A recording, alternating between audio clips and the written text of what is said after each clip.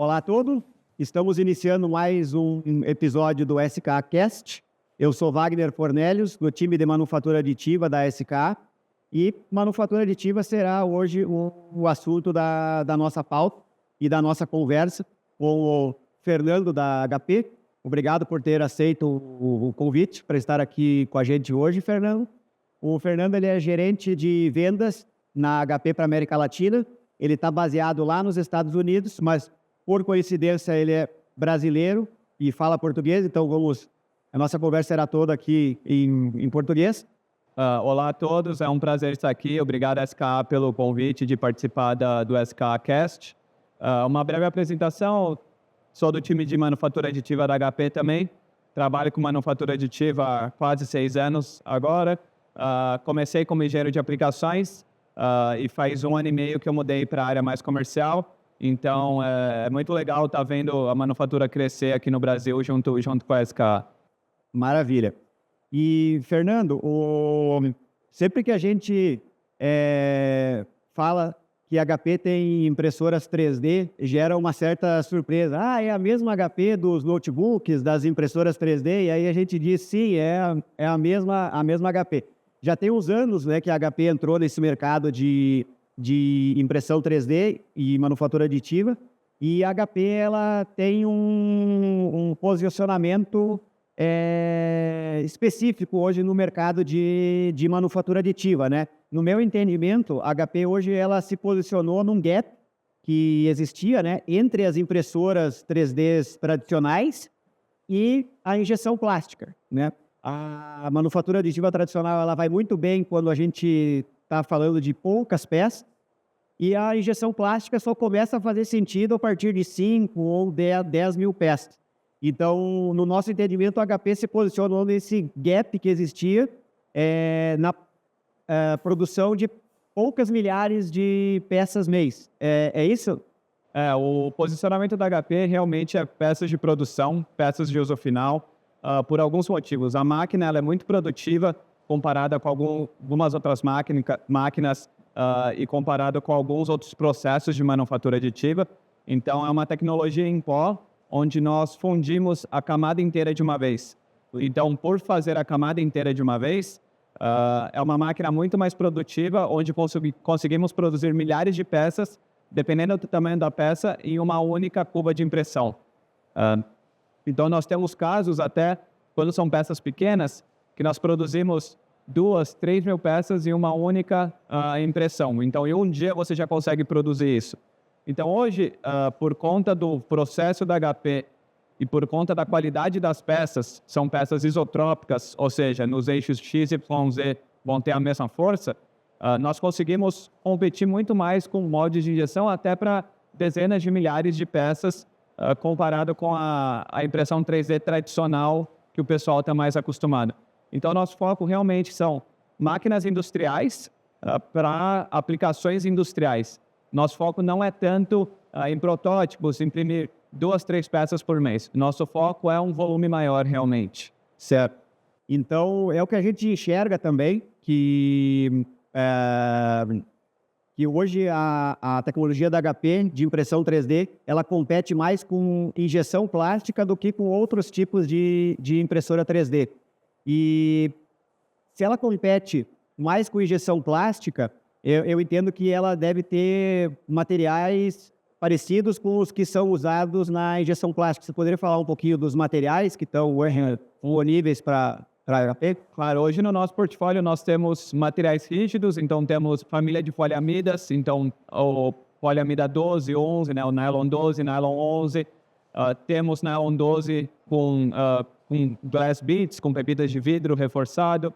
Temos polipropileno, que é um dos plásticos mais utilizados na indústria automotiva, por exemplo. E também temos elastômeros. Temos TPU, temos 2 ou 3 TPUs diferentes para aplicações elastoméricas. Então, esses são alguns dos materiais que temos. E no nosso portfólio ainda estamos desenvolvendo mais materiais que podemos falar mais para frente. Ok, perfeito. Fernando, com a sua experiência, principalmente, né, trabalhando na HP lá nos Estados Unidos e tendo contato com empresas do mundo inteiro, eu gostaria que você comentasse ou desse uma referência para nós. Hoje, quais são os principais mercados para HP a nível global e que você também enxerga o potencial aqui para o Brasil? Certo. Hoje, nos Estados Unidos, o nosso principal cliente, ou tipo de cliente, são os birôs de impressão, os prestadores de serviço. Como é uma tecnologia muito produtiva, para uma empresa final ter a nossa máquina, eles têm que ter volume suficiente para justificar o investimento. Okay? Já um birô de impressão, eles conseguem recolher pedidos de clientes diferentes, junta tudo numa mesma cuba de impressão, imprime projetos diferentes de clientes diferentes e aí vende para esses clientes finais. Então, hoje, o modelo de negócios de birô de impressão é o nosso maior tipo de cliente. Aliás, esse é um gap que a gente vê bastante aqui no Brasil. Existem muitos clientes que querem ter as nossas peças por conta da qualidade das peças, do custo por peça, que é um custo muito mais baixo do que outras tecnologias em 3D, só que eles não têm volume suficiente para justificar ter uma impressora dentro de casa. Eles conseguem ter as nossas peças através dos birôs de impressão, comprando peças impressas. Só que a gente tem um gap disso ainda no Brasil. Então, direto recebemos pedidos de clientes: vocês conseguem imprimir algumas peças para a gente, 10, 20 peças por mês? E a gente vê esse gap aqui no mercado brasileiro. Então, o birô de impressão nos Estados Unidos hoje é o nosso maior cliente. A gente tem mais de 20 birôs lá nos Estados Unidos. E aqui no Brasil, a gente está tentando crescer esse segmento também. Ou dá para dizer que tem aí uma oportunidade? Com certeza, existe uma oportunidade de serviço aqui no Brasil para atender essas demandas que hoje não estão sendo atendidas. Existe a oportunidade de muita demanda de peça que hoje é difícil da gente atender aqui no Brasil. Além da indústria de birô de impressão, tem algumas indústrias, por exemplo, de veículos elétricos, que está crescendo bastante nos Estados Unidos e aqui também. São veículos elétricos, por exemplo, eles não fazem milhares e milhares de veículos por ano, então é justificável o uso de impressão 3D para as peças finais. Principalmente porque os componentes dos veículos elétricos estão evoluídos numa velocidade muito rápida, né? Baterias, componentes eletrônicos, e aí para você atualizar esses componentes nos veículos elétricos, muitas vezes você tem que atualizar também o housing, os alojamentos, as peças mecânicas, e se você você faz hoje isso por ferramental e por injeção, você fica preso ao ferramental. Para atualizar componentes, você precisaria de novos ferramentais para poder injetar novas peças, né? E acaba isso muitas vezes inviabilizando, inclusive, o uso de componentes mais modernos. Exatamente. Você tocou num ponto que é fundamental. A impressão 3D dá uma flexibilidade que você não tem nos métodos de manufatura tradicionais. Então, se você quiser customizar uma peça, por exemplo, para um cliente, existem alguns carros mais premium, por exemplo, que você consegue customizar o painel da porta, você consegue customizar o porta-luva, o apoio de copo. Nós temos muitos casos com algumas montadoras lá fora, com a GM, com a Stellantis e algumas outras, onde peças finais são impressas. Então, a gente não está falando só de prototipagem, a gente não está falando de berço ou gabarito na linha de manufatura. São peças finais. Tem um caso bem interessante, por exemplo, o último Cadillac Celestiq que a GM lançou, existem mais de 100 peças impressas no Cadillac na nossa máquina. Peças finais. Tanto peças internas quanto peças que o cliente vê. Então, está crescendo bastante essa área de customização em massa na área automotiva tradicional, na área de veículos elétricos. Existem algumas outras áreas que customização em massa tem crescido bastante, como, por exemplo, bens de consumo, como óculos, por exemplo. Inclusive, esse óculos que eu tenho aqui é um óculos impresso que você consegue escanear o seu rosto e o óculos vai ser impresso sob medida para você. Então, existe um software que, a partir do scan, ele gera um modelo 3D.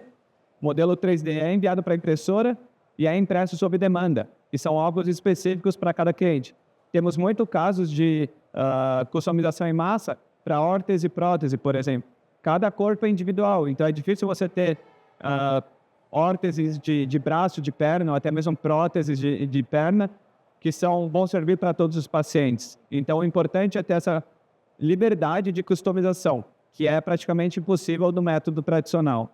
No método tradicional, hoje, pelo que eu conheço da indústria médica, hoje você tem a opção de PMG e aí é ajustado na hora de acordo com cada indivíduo, né? Os corpos dos pacientes são todos diferentes. Então, a customização em massa tem crescido muito na área médica, tem crescido muito na área de bens de consumo, como óculos, fone de ouvido. A gente tem bastante caso lá nos Estados Unidos de peças bem interessantes para uso final. Então, não é só mais prototipagem, como muita gente pensa, ou como era muito comum há 10 anos atrás. Hoje em dia, nós temos muitos casos de peças finais já.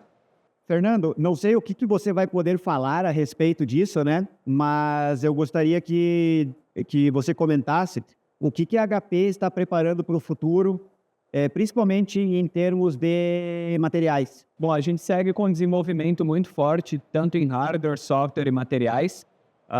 Lançamos ano passado alguns upgrades das impressoras para melhorias contínuas que nós temos nos hardwares. Estamos trabalhando em materiais para indústrias específicas, por exemplo, material para a indústria de eletrônicos, material dissipativo, materiais para a indústria aeroespacial, materiais para a indústria farmacêutica e de produção alimentícia. Então, estamos trabalhando em alguns materiais diferentes que devem ser lançados aí esse ano e ano que vem. Então, além do portfólio atual, estamos expandindo o portfólio. E o que é muito interessante na área de materiais é que a gente faz parceria com muitas empresas, que são empresas químicas especialistas em materiais. Então, isso já dá um grande adianto no ciclo de desenvolvimento. Perfeito. Não, e você tocou num ponto muito interessante. A gente tem trabalhado em parceria com a HP aqui no Brasil desde 2012 e desde 2018. E a gente atende muitos clientes da área eletrônica, a gente atende muitos clientes da área de alimentos e bebidas. E realmente é um pedido que todos eles fazem, porque a máquina, como você falou, ela é muito produtiva, ela entrega peças com excelente qualidade, com isotropia, com estanqueidade, com características únicas que a gente não encontra em outros tipos de impressora 3D. O que está faltando hoje para alguns mercados específicos são esses materiais com características especiais. Sim, nós também que estão a caminho. Nós identificamos esses grupos, esses materiais, e alguns deles já estamos trabalhando com clientes beta, já estamos em campo com testes finais já. Então, nos próximos meses, ou esse ano e ano que vem, devemos ter algumas novidades aí de materiais também. Perfeito. Fernando, bom, você está atuando há muitos anos já nesse mercado de manufatura aditiva. Mais recentemente assumiu a gerência na América Latina. E como você tem visto agora o crescimento das vendas para a América Latina? A gente sabe que Estados Unidos, Europa, né, eles já estão bem mais à frente, né, em adoção, em número de máquinas e aplicações, né? Mas como você enxerga hoje a América Latina? Bom, eu vejo que tem crescido bem esse último ano, principalmente. Foi um ano muito bom para a gente. A América Latina como um todo, principalmente México e Brasil, sendo os dois maiores mercados, são mercados que a gente quer explorar ainda mais. E você tem os desafios que a gente conhece do Brasil.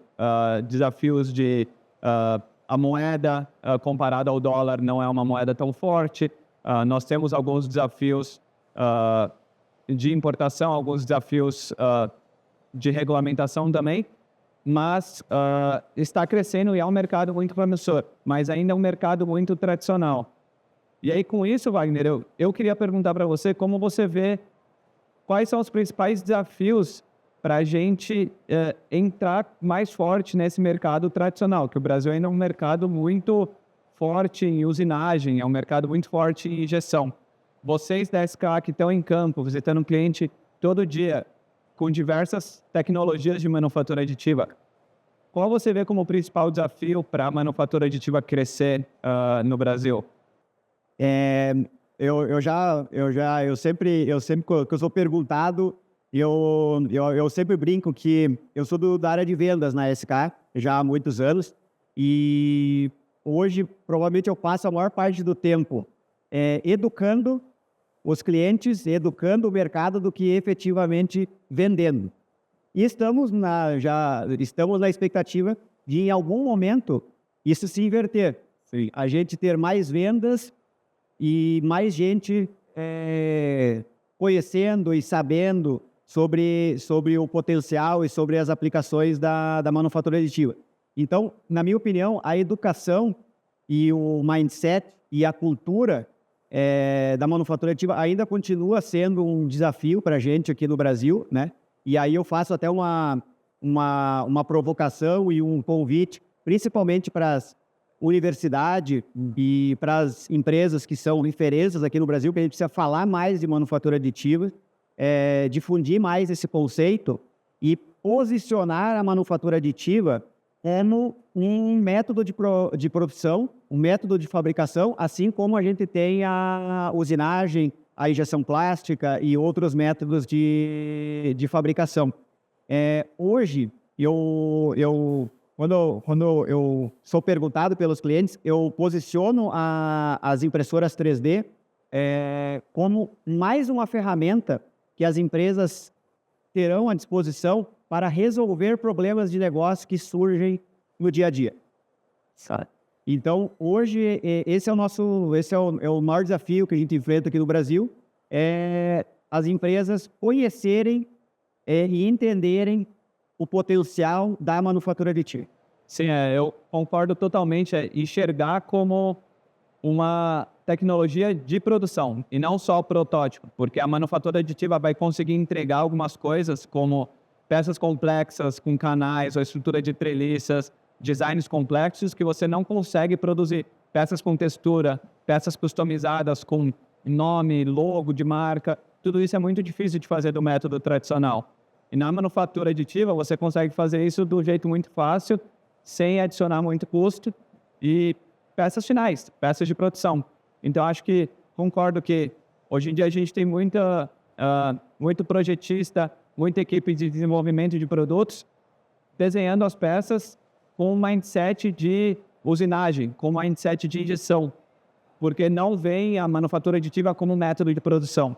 É exatamente isso que nós temos que mudar, não só para a HP, mas para a manufatura aditiva como um todo. E esse hoje inclusive, o maior diferencial hoje da SK no mercado, que antes da SK ser uma empresa de manufatura aditiva e impressão 3D, a SK já era uma empresa de engenharia. Então, além de fornecer as soluções de manufatura aditiva e de impressão 3D para as empresas, a SK também dá suporte de engenharia para fazer o modelamento 3D das peças, simulações das peças e, principalmente, a reengenharia de peças pensando na fabricação por impressão 3D, que é aí que o cliente vai ter os maiores ganhos. Sim, vai ter a redução de custo maior, vai ter vários benefícios que só a impressão 3D consegue dar. Exatamente. Fernando, muitíssimo obrigado pelos insights, pelas informações, pela experiência que você compartilhou com a gente. Claro, não, eu que agradeço pelo convite, é um prazer estar aqui com vocês. Bom, gente, estamos encerrando mais um SKcast. Caso vocês tenham dúvidas adicionais, informações para acrescentar, podem nos contactar ou pelas mídias da SK ou pelos canais de comunicação da SK. Todo o time de manufatura aditiva da SK vai estar aqui à disposição para auxiliar vocês nas demandas que vocês tiverem. Muito obrigado.